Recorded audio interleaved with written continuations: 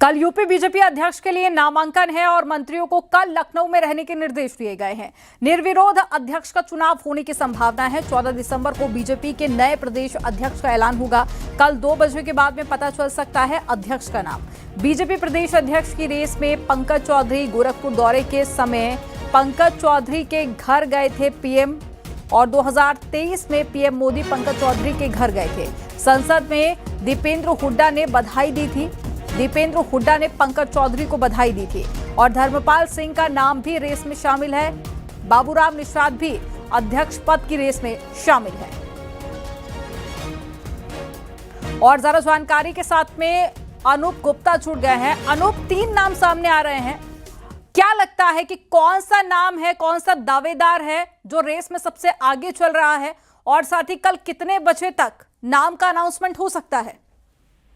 देखिए, आपको बता दूं कि भले ही 3 नाम पर चर्चा चल रही है, लेकिन आपको बता दूं कि जो सूत्र बता रहे हैं उसके मुताबिक पंकज चौधरी का नाम लगभग तय माना जा रहा है। और पंकज चौधरी का नाम इसलिए भी तय माना जा रहा है क्योंकि देखिए, बहुत ही संगठन के एक बड़े नेता के तौर पर जाने जाते हैं। लंबा संसदीय जो है वो अनुभव उनके साथ जुड़ा हुआ है। और जिस बात का जिक्र कर रहे थे, चाहे वो प्रधानमंत्री नरेंद्र मोदी हो या गृह मंत्री अमित शाह हो, सबकी बहुत चहेते हैं। और जब भी संगठन की जो भी जिम्मेवारी या संसदीय प्रणाली की जो भी जिम्मेवारी पंकज चौधरी को दी गई, देखिए अभी एमओएस फाइनेंस की जिम्मेवारी वो निभाते हैं, और जो भी जिम्मेवारी बीजेपी की तरफ से, सरकार की तरफ से उन्हें दी गई, उनको बखूबी उन्होंने निभाया है। क्योंकि देखिए, उत्तर प्रदेश में 2027 का जो विधानसभा चुनाव है वो काफी महत्वपूर्ण चुनाव है। ऐसे में बीजेपी चाहती थी, देखिए लंबा वक्त रहा,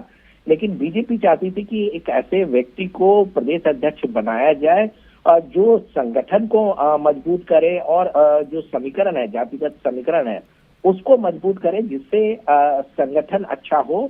और जिस तरीके से पिछले लोकसभा चुनाव में बीजेपी को थोड़ा हार का सामना करना पड़ा था, उस तरह से आगे ना देखना पड़े।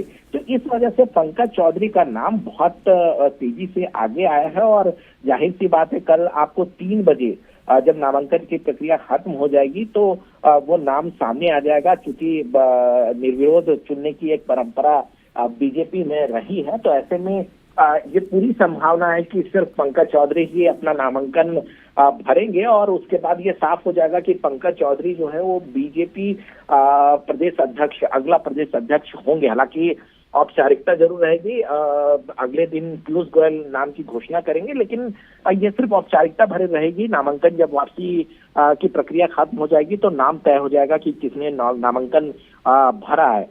और दूसरी बात, देखिए जिस बात का जिक्र आप कर रहे थे, 2023 में गीता प्रेस की शताब्दी समारोह में प्रधानमंत्री नरेंद्र मोदी गोरखपुर गए थे। और आपको सबसे बड़ी बात बता दूं कि 200 मीटर का रास्ता था, जो सकरा रास्ता था, उसे प्रधानमंत्री नरेंद्र मोदी पैदल गए थे इनके घर। तो आप समझ सकते हैं कि किस तरीके से, चाहे वो प्रधानमंत्री नरेंद्र मोदी का एक लगाव हो पंकज चौधरी से, या फिर आपको बताओ कि उस वक्त भी 2023 में जब गीता प्रेस के शताब्दी समारोह में वो पैदल इनके घर गए 200 मीटर चल करके, और फिर वहां उनके परिवार के साथ उनकी मुलाकात हुई।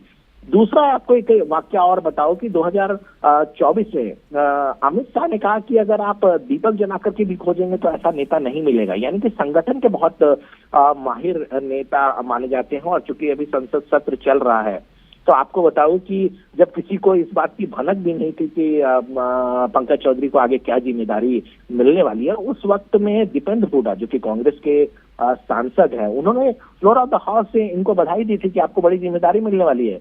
तो ये एक अपने आप में आश्चर्य की बात है। और जिस तरीके से अखिलेश यादव का एक पीडीए समीकरण है, उन सब तोड़ने के लिए एक सटीक नाम कह सकते हैं कि पंकज चौधरी का नाम सामने आ रहा है। हालांकि देखिए,